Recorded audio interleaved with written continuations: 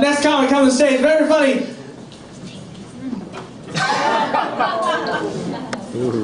Garth Purkett, everybody!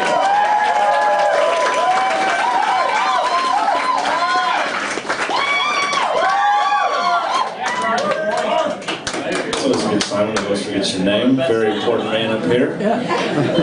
Gilberto, I actually used to be a Catholic altar boy, so if that relationship doesn't work out, just let me know.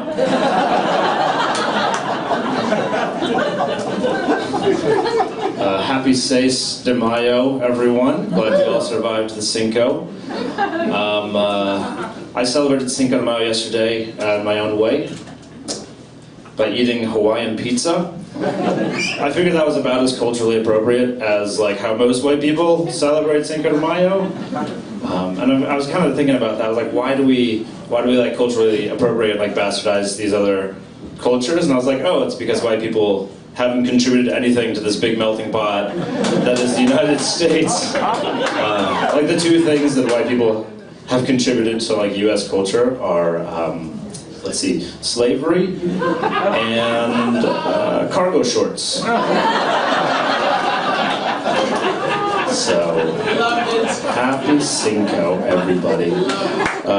Thank you. My name is Garth. That's a weird, as you heard him forget. My name is Garth. That is a weird name. I'm legally obligated to tell you to party on if you instruct me to do so first. So that's the cross that I bear.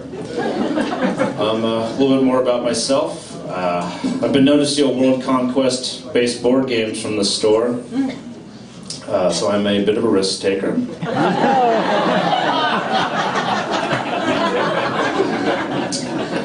I just discovered something about myself sexually recently. Just discovered that I have a dictionary fetish. I'm still coming to terms with it.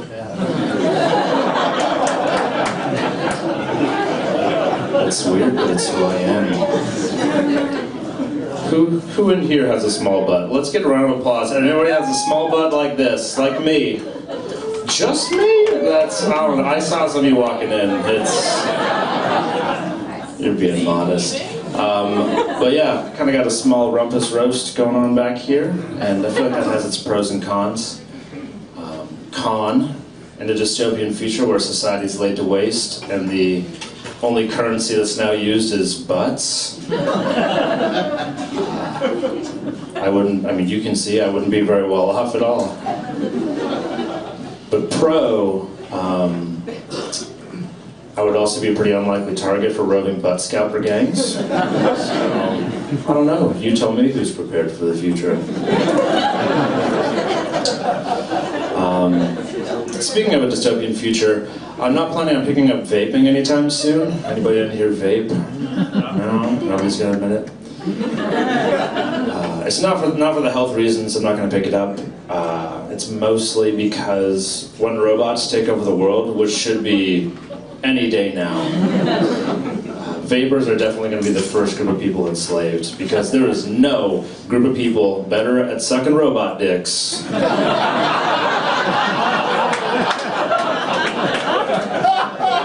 It's true. It's practice. It's all practice. So there is a local business. It's a children's clothing and toy store up on Capitol Hill. Now, if you were to open a children's clothing and toy store, you might name it something that has to do with kids or toys or something whimsical, like just kidding around, you know. Something genius like that. Don't use that, it's fine. But the name that these people went with for their children's clothing and toy store, Bootyland. A real children's clothing and toy store named Bootyland, which I don't know if you've been a human for very long, but clearly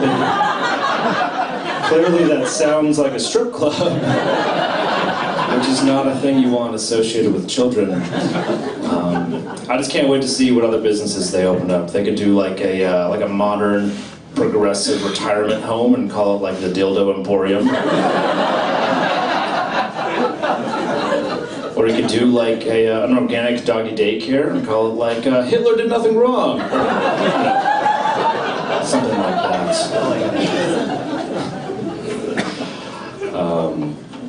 A lot of people ask me, they're like, Garth, who's your biggest creative influence? And I always tell them, American poet E.E. Cummings. I mean, E.E. Cummings accomplished so much in his lifetime for somebody named after dolphins ejaculating.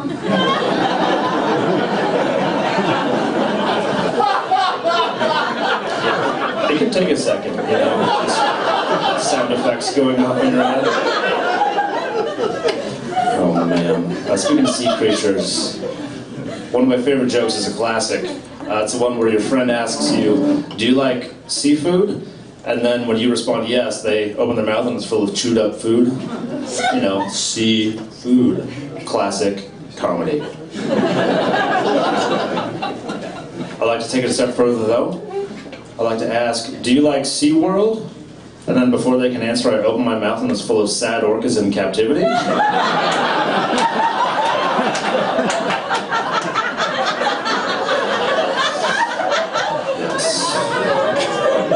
Gets them every time. I had kind of a crazy experience. I went to the chiropractor for the first time a few weeks ago. That was a little wild. I went for 2 reasons. The second reason was because I'd never been. I kind of had a fear of the chiropractor. I don't like getting my back cracked or my neck cracked or anything. But the primary reason was it was free. I had a gift certificate for like a free adjustment and x-ray, and I thought, what could be better than discount spinal care? Seems like a good deal. So I went, and the guy was very nice, took my x-ray, told me everything that was messed up in my back. Yeah, right. And then he showed me around all the things that I would be getting if I was actually a paying customer. And then came time for the adjustment. So I was a little scared, but he laid me down on like this, you know, like workout bench type of thing, and kind of contorted my body, and then gave a very like workman-like shove to my back and adjusted it and cracked. It was like a little shocking, but it was fine. Same the other side.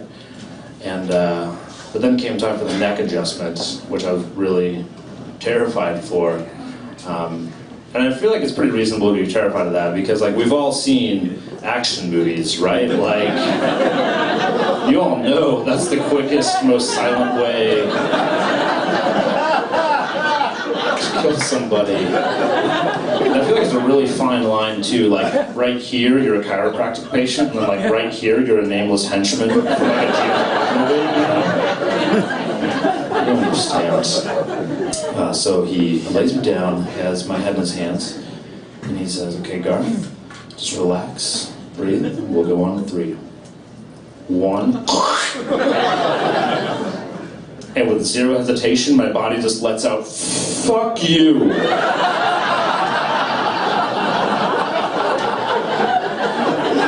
Followed immediately by, I am so sorry, that just came out, I did not mean that.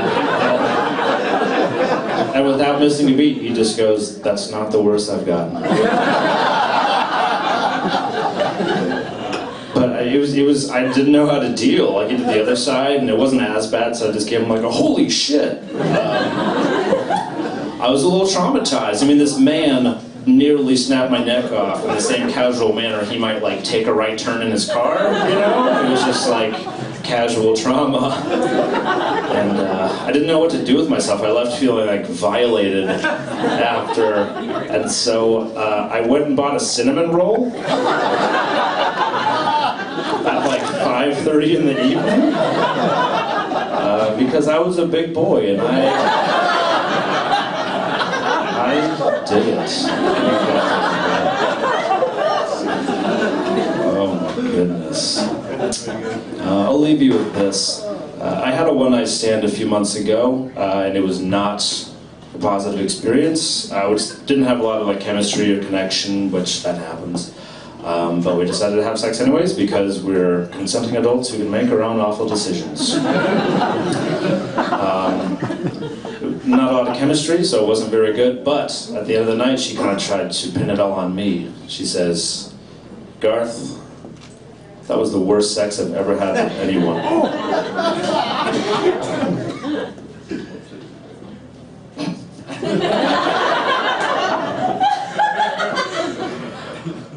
So I said to her, I looked her in the eyes and I said, look, I'm sorry that you can't appreciate performance art. I'm just glad that y'all appreciate my performance art. I've been Garth Purkett. Thank you very much.